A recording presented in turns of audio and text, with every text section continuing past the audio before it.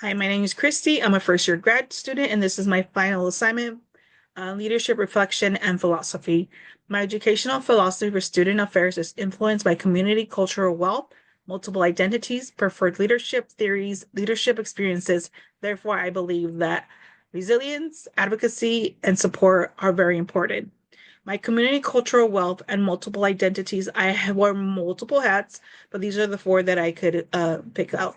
One, I identify as a Latina woman. A Latina woman comes with many different hats in itself.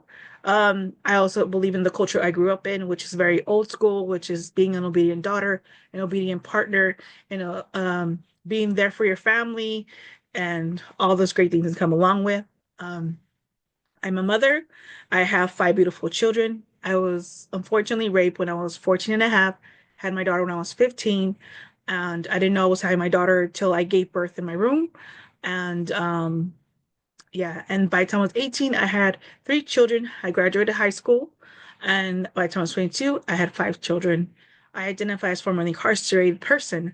Um, Being formerly incarcerated is, I feel like it's given me growth and it's given me opportunities to grow even more.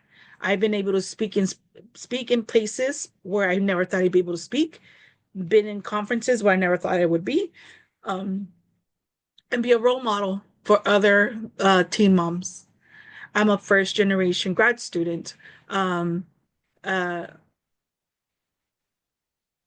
my aspiration in social capital has been growing in my education. I have shown teen moms that, hey, it's never too late to go back to school and get your education and become more than just that statistic of a Latina having babies. And that's it. We are worth more than that. I currently work for Project Rebound. That's part of my leadership. Uh, I started off as for a work study student 2 years ago. Now I work on the ASC side of a part-time staff with the position that was made for me.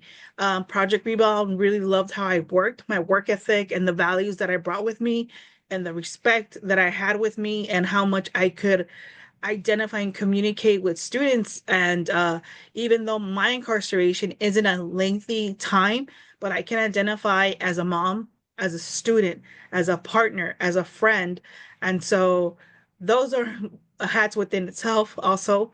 Um, I've impacted people's lives just by telling my story and how I was able to change things around.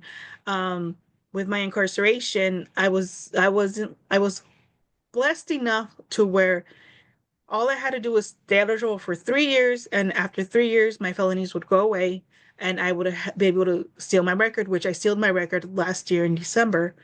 My current leadership role is as simple as um,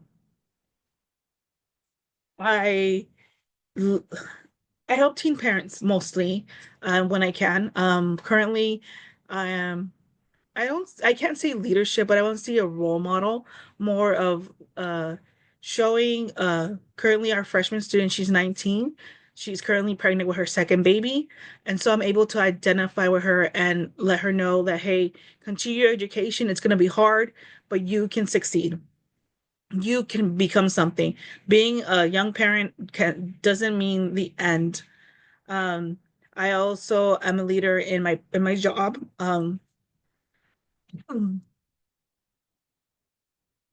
With the federal work study students.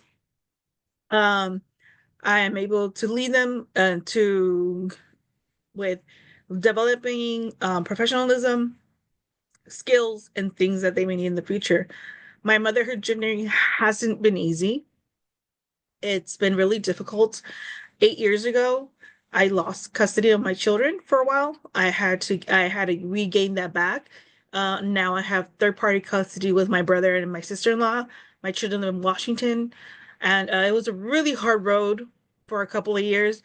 But now I can say, by the grace of God, that I'm here. My children love me. We have a great relationship. I have a great relationship with my children. I visit twice a year. I'm a grandma now, and so that makes me happy. I also, my reflection on leadership and theories. Transformational leadership.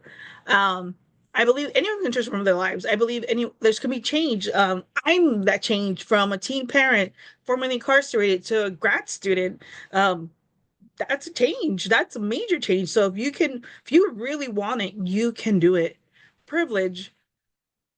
I'm privileged because I can obtain a higher education. Not everyone can. Um, Privileged I can be a mom. Not everyone can. Privilege in that I can seek help for my mental health. Not everyone can.